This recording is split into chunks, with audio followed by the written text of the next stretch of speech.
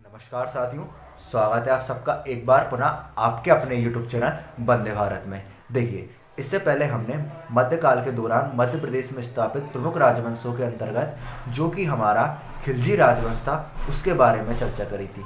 इससे पहले हमने बात करी थी गौरी राजवंश की, तो पहले गौरी राजवंश की फिर खिलजी राजवंश की बात करी और इसके बाद आज हम बात करने वाले हैं फारूकी राजवंश की। फारूकी राजवंश के बारे में बात करने से पहले मैं आपको खिलजी राजवंश से संबंधित एक छोटी सी महत्वपूर्ण जानकारी देना चाहूँगा जो कि इससे पहले वाले वीडियो में मुझसे छूट गई थी। तो अगर आप में से किसी भी बच्चे ने वो वाली वीडियो देखी हो और उस वीडियो के माध्यम से जो नोट्स बनाए हो उस नोट्स में ये वाली बात और ऐड कर लीजिएगा, और किसी ने न्यू देखी हो तो वो अपने हिसाब से जोड़ लीजिएगा। ठीक है, तो चलिए देखते हैं हम कौन सी बात है। देखिए, आपने खिलजी वंश के शासक नासिर शाह खिलजी के बारे में तो सुना ही होगा। ठीक है, आपने खिलजी वंश के शासक नासिर शाह खिलजी के बारे में तो सुना ही होगा। वही नासिर शाह खिलजी जो कि नसरुद्दीन मुजफ्फर अब्दुर के नाम से खिलजी वही नासिर शाह खिलजी जिसका वास्तविक नाम क्या था, नसरुद्दीन अब्दुल मुजफ्फर। ठीक है, जो कि नासिर शाह के नाम से खिलजी राजवंश की राज्य सत्ता पर आसीन हुआ था, जो कि स्वभाव से अत्यंत क्रूर और निर्दयी किस्म का व्यक्ति था। तो इसी के द्वारा क्या किया गया, रानी रूपमती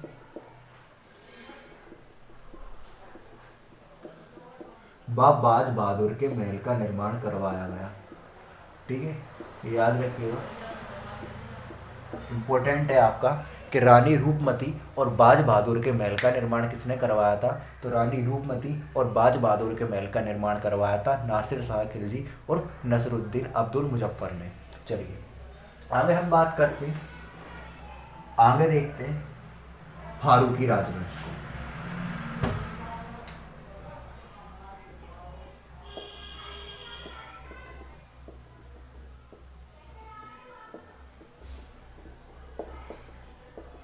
ठीक है, तो अगर हम बात करें फारूकी राजवंश के बारे में तो फारूकी राजवंश का संबंध मध्य प्रदेश राज्य के निमाड़ क्षेत्र से है।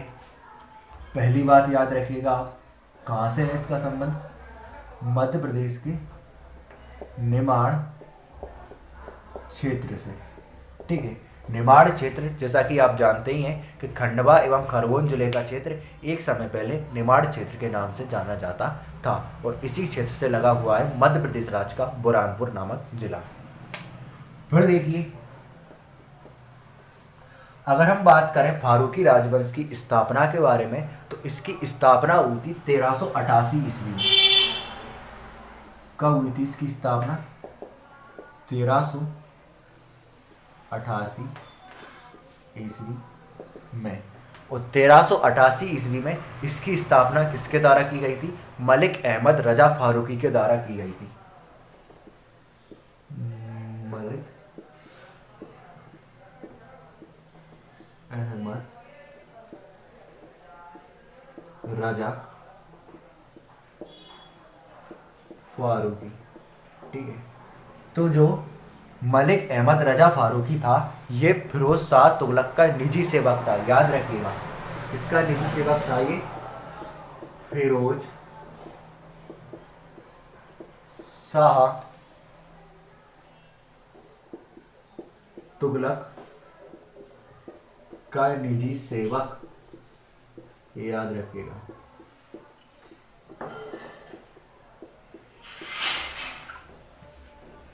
और इसने मध्य प्रदेश राज्य के किस क्षेत्र में फारूकी राजवंश की स्थापना करी थी, तो इसने करी थी खानदेश में। प्राचीन इतिहास के अंतर्गत आपने पढ़ रखा है कि मध्य प्रदेश राज्य का ऐसा कौन सा क्षेत्र है जो कि एक समय पहले खानदेश के नाम से जाना जाता था। आप कमेंट कर जरूर बताइएगा। तो अगर हम बात करें फारूकी राजवंश की स्थापना के बारे में तो 1388 में मलिक अहमद रजा फारूकी के द्वारा, जो कि फिरोज शाह तुगलक का निजी सेवक था, मध्य प्रदेश के खानदेश में इसकी स्थापना की गई थी। ठीक है, फारूकी राजवंश की स्थापना की गई थी इसके द्वारा। आगे हम बात करते हैं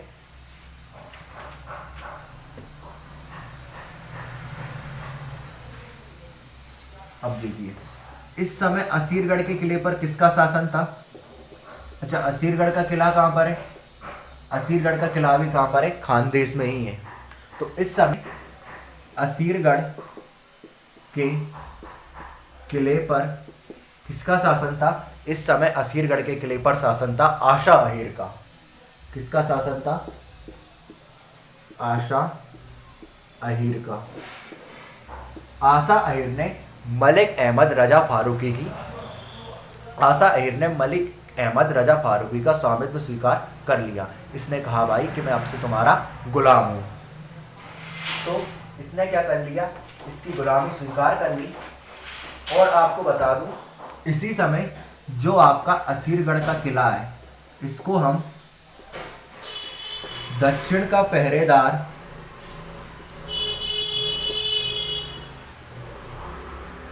या फिर दक्षिण के प्रवेश द्वार के नाम से जानते थे। ठीक है।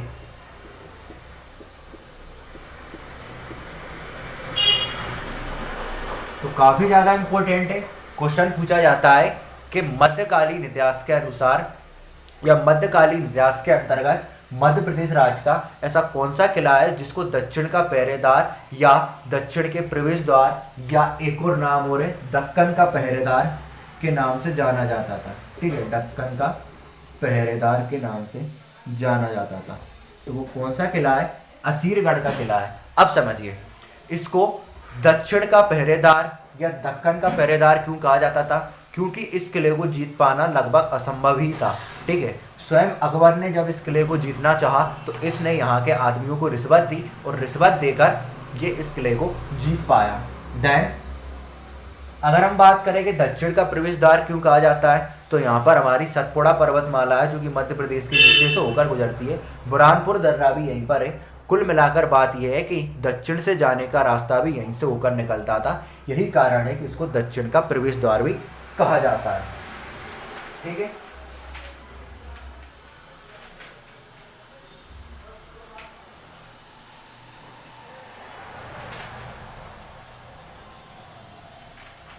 फिर अगर हम बात करें मलिक अहमद रजा फारूकी के बारे में, तो इसने अपने जीवन में 11 सालों तक शासन किया था। कब से लेकर कब तक किया इसने? देखिए, इसने किया 1388 ईस्वी से लेकर 1399 ईस्वी तक। ठीक है, 1388 ईस्वी से लेकर 1399 ईस्वी तक इसने मध्य प्रदेश राज्य में शासन किया। और इसके शासन के बाद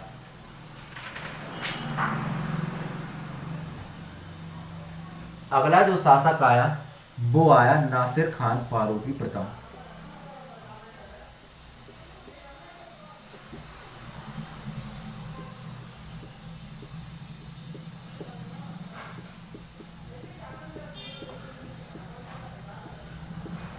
नासिर खान फारूकी प्रथम का शासन काल था 1399 ईस्वी से लेकर 1438 ईस्वी तक।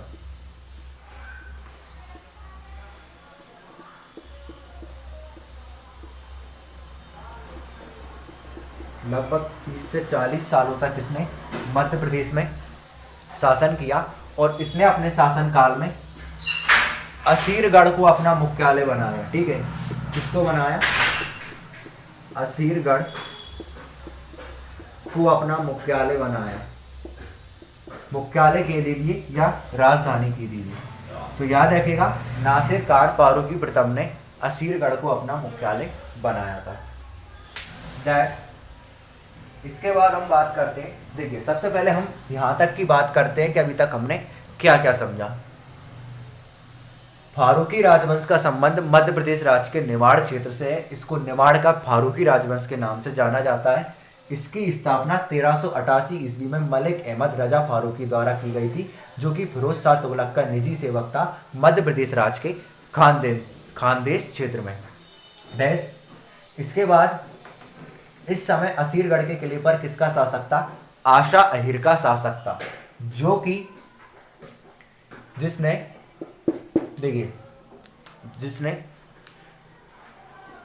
मलिक अहमद रजा फारूकी की स्वामित्व स्वीकार कर लिया था। फिर इस समय असीरगढ़ के किले को दक्षिण का पहरेदार या दक्षिण का प्रवेश द्वार भी कहा जाता था, क्योंकि इसको जीत पाना बड़ा मुश्किल का काम था और यहीं से दक्षिण जाने का रास्ता निकलता था। देन इसके बाद इस वंश का अगला शासक जो आया वो आया नासिर खान फारूकी प्रथम, जिसने असीरगढ़ को अपना मुख्यालय बनाया। आगे हम बात करते हैं, इसके बाद इस वंश का अगला जो शासक हुआ वो हुआ मलिक नसीर। मलिक नसीर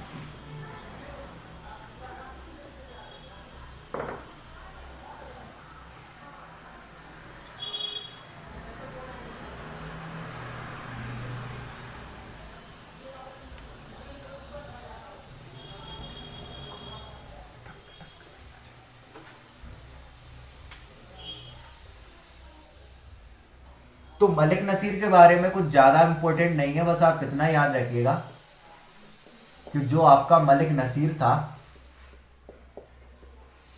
मलिक नसीर ने ताप्ती नदी के दोनों किनारों पर, ठीक है, किस नदी के किनारों पर? ताप्ती नदी के दोनों किनारों पर दो अलग अलग नगरों की स्थापना करी थी अपने धर्मगुरु संत जैनुद्दीन के परामर्श पर, ठीक है।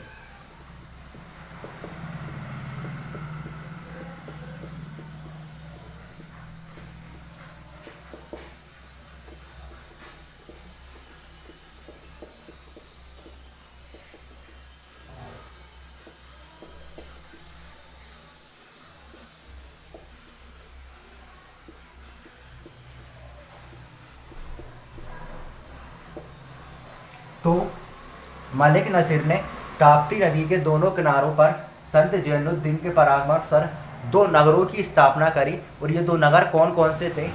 इनमें से एक का नाम था जैनाबाद और एक का नाम है बुरहानपुर। काफ़ी ज़्यादा इंपॉर्टेंट आपकी ये बात है, क्वेश्चन पूछा जाता है कि बुरहानपुर का संबंध किस वंश से है? फारूकी राजवंश से है। फारूकी राजवंश के किस शासक ने बुरहानपुर की स्थापना करी थी? तो फारूकी राजवंश के शासक मलिक नसीर ने बुरहानपुर की स्थापना करी थी। आगे हम बात करते हैं, इसके बाद इस वंश का जो अगला शासक हुआ ये हुआ आदिल खान फारूकी प्रथम, ठीक है। कौन था इस वंश का अगला शासक? आदिल खान फारूकी प्रथम, ठीक है।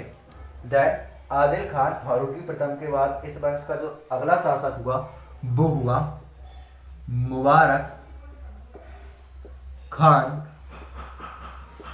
फारूकी प्रथम, ठीक है। कौन हुआ? मुबारक खान फारूकी प्रथम। इनका शासनकाल की अगर हम बात करें तो आदिल खान फारूकी का शासनकाल था 1438 ईस्वी से लेकर 1441 ईस्वी तक।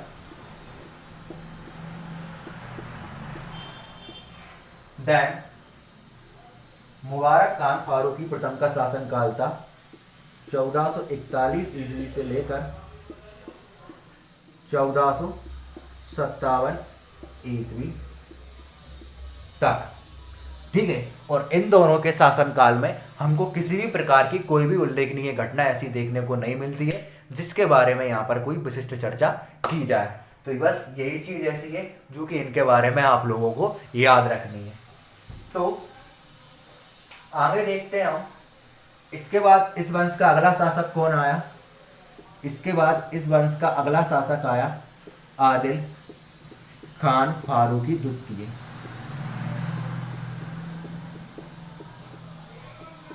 हाँ, इसके शासनकाल में हमको एक उल्लेखनीय घटना जरूर देखने को मिलती है। इसका शासनकाल देखते हैं हम, कब से लेकर कब तक था? 1457 ईस्वी से लेकर 1501 ईस्वी तक इसने क्या किया? शासन किया, ठीक है। तो 1457 ईस्वी से लेकर 1501 ईस्वी तक इसने शासन किया और इसने अपने शासन काल में गोंडवाना पर कब्जा कर उस पर अपनी प्रभुसत्ता कायम करी। ये वाली बात इसके बारे में इंपॉर्टेंट है, ठीक है। गोंडवाना पर कब्जा कर उस पर अपनी प्रभुसत्ता कायम की।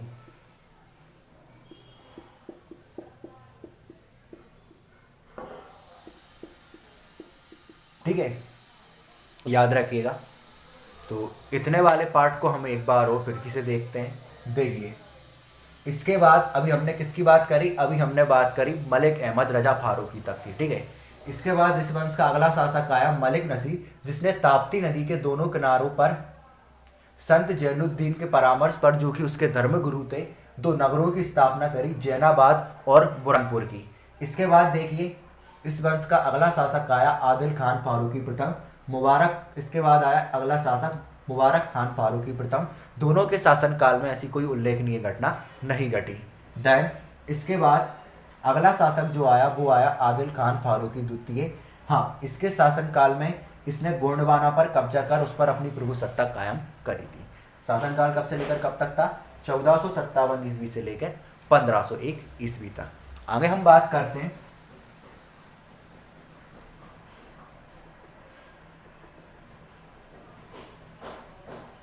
अब देखिए, जो आपका आदिल खान फारूकी प्रथम था, इसके यहां पर क्या था? कोई पुत्र पुत्री नहीं थी।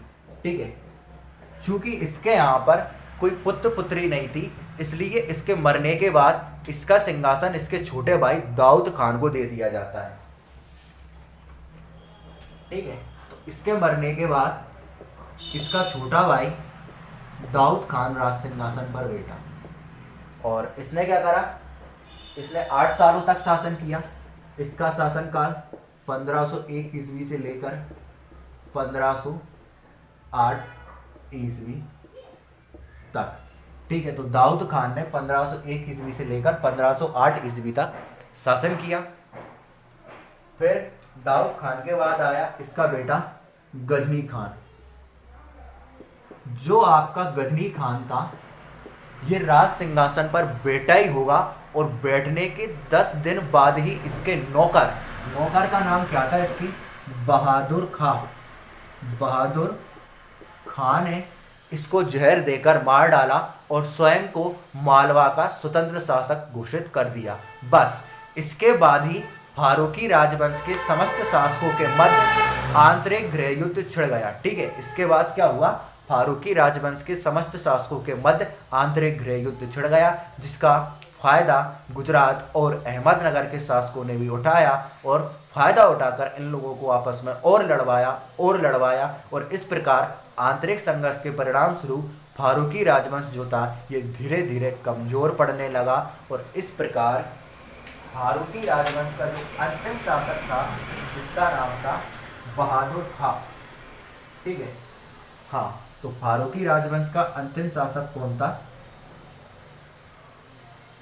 देखिए, ये जो बहादुर खां लिखा हुआ है, ये बहादुर खां की बात चल रही है। ठीक है, आप लोग कंफ्यूज मत हुआ करिए कि अगर आप ये सोचे कि ये भी बहादुर खां वो भी बहादुर खां। ये है मालवा का शासक बाज बहादुर खां, जिसको आप मुगल काल के अंतर्गत पढ़ के आए हैं। जबकि अभी हम जिस बहादुर खां की बात करने वाले हैं उसका नाम है बहादुर खान। ठीक है, तो ये जो बहादुर खान था, इसने 3 वर्षों तक शासन किया। 1597 ईस्वी से 1600 ईस्वी तक इसने शासन किया और इसके शासनकाल में क्या था? फारूकी राजवंश की स्थिति अत्यंत खराब थी। चूंकि आंतरिक संघर्ष चल रहा था, तो आंतरिक संघर्ष के परिणाम स्वरूप फारूकी राजवंश जो है अत्यधिक कमजोर हो गया था। फाइनली इसने 1600 में अकबर के सामने आत्मसमर्पण कर दिया और इस प्रकार जो है आपका फारूकी राजवंश जो है ये पूरी तरीके से समाप्त ही हो जाता है। दैट इसके बाद कुछ और शासक भी आए, जैसे कि रजा अली खान फारूकी। ठीक है, क्या नाम था इसका? रजा अली खान फारूकी। ये जो रजा अली खान फारूकी था, इसने असीरगढ़ के किले में जामा मस्जिद और 3 तोपों का निर्माण करवाया था। तो ये आप याद रखिएगा कि असीरगढ़ के किले में जामा मस्जिद व 3 तोपों का निर्माण किसने करवाया था? ये करवाया था राजा अली खान फारूकी ने। और इसके बाद जो था, जैसा कि फारूकी वंश आपको पता है धीरे धीरे समाप्त हो ही गया। अब हम बात करते हैं कि जो हमारा फारूकी राजवंश था, फारूकी राजवंश के शासनकाल में कौन कौन सी इमारतें बनवाई गई। तो आप लोग एक बात याद रखिएगा कि फारूकी राजवंश के शासनकाल में जितनी भी इमारतें बनवाई गई, ये सारी की सारी इमारतें कहाँ हैं? मध्य प्रदेश राज्य के बुरहानपुर क्षेत्र में है। ठीक है, याद रखिएगा। और कौन कौन सी इमारतें इन लोगों ने बनवाई? तो इन्होंने बनवाई फारूकी ईदगाह,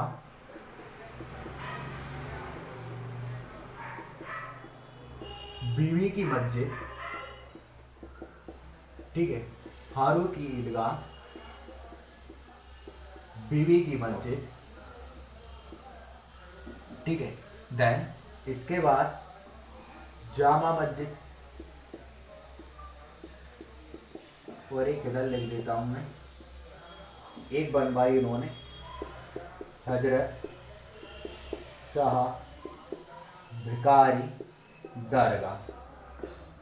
ठीक है, तो कौन कौन सी इमारतें हैं देखिए, फारूकी ईदगाह, बीबी की मस्जिद, जामा मस्जिद, हजरत शाह भिकारी दरगाह, ये सभी इमारतें जो हैं ये फारूकी राजवंश के शासनकाल से संबंधित है। फारूकी राजवंश के शासनकाल में इन इमारतों का निर्माण हुआ था। और ये सारी की सारी इमारतें बुरहानपुर में स्थित है। ठीक है, तो उम्मीद करते हैं जो कि फारूकी राजवंश के ऊपर मैंने ये वीडियो बनाया आपके लिए, ये वीडियो आपको पसंद आया होगा। और अगर ये वीडियो पसंद आया हो तो प्लीज़ वीडियो को लाइक करके और कमेंट कर कर ज़रूर बताइएगा कि वीडियो आपको कैसा लगा है। और अगर आप इस वीडियो का पीडीएफ चाहते हैं तो पीडीएफ के लिए आप टेलीग्राम ग्रुप में आइए। वंदे भारत के टेलीग्राम ग्रुप की जो लिंक है ये इसके डिस्क्रिप्शन बॉक्स में दी गई है, इस वीडियो के डिस्क्रिप्शन बॉक्स में, वहाँ से जाकर आप टेलीग्राम ग्रुप को ज्वाइन कर सकते हैं। और अगर आप हमसे और भी कोई बात करना चाहते हैं तो आप हमारे व्हाट्सएप ग्रुप में आ सकते हैं। आप हमारे फेसबुक एवं इंस्टाग्राम पेज को भी फॉलो कर सकते हैं। और इसी के साथ साथ और भी कोई समस्या हो तो उस समस्या संबंधी बात पर आप विचार विमर्श संपर्क कर सकते हैं। और तो आज के लिए इतना ही काफ़ी है। अब इसके बाद हम बात करेंगे गोंड राजवंश के बारे में, बघेल राजवंश के बारे में, बुंदेला राजवंश के बारे में, फिर मराठा काल के दौरान हमारा मध्य प्रदेश राज्य कैसा रहा इसके बारे में हम चर्चा करेंगे। और फिर हमारा संपूर्ण मध्यकाल भी समाप्त हो जाएगा। फिर मध्यकाल पर आधारित महत्वपूर्ण प्रश्नोत्तर देखेंगे। फिर उन प्रश्नोत्तरों में से जो प्रश्नोत्तर आपसे नहीं बनेंगे उनके लिए एक अलग से नई वीडियो, और फिर उसके बाद आधुनिक काल में प्रवेश करेंगे। तो ऐसे ही करते हम एमपी की हिस्ट्री, एमपी का भूगोल, सारी एमपी कवर करेंगे, भूगोल कवर करेंगे, राजनीति कवर करेंगे, अर्थशास्त्र, इतिहास, सारे के सारे सब्जेक्ट जो हैं हम धीरे धीरे कवर करते चलेंगे। बस आपके साथ की ज़रूरत है, आप हमको ऐसे ही साथ देते रहिए। और जितना ज़्यादा आप हमको प्रोत्साहित करेंगे हम उतना ही ज़्यादा आपके लिए मेहनत करेंगे। तो आज के लिए इतना ही काफ़ी है। तब तक के लिए जय हिंद, जय भारत।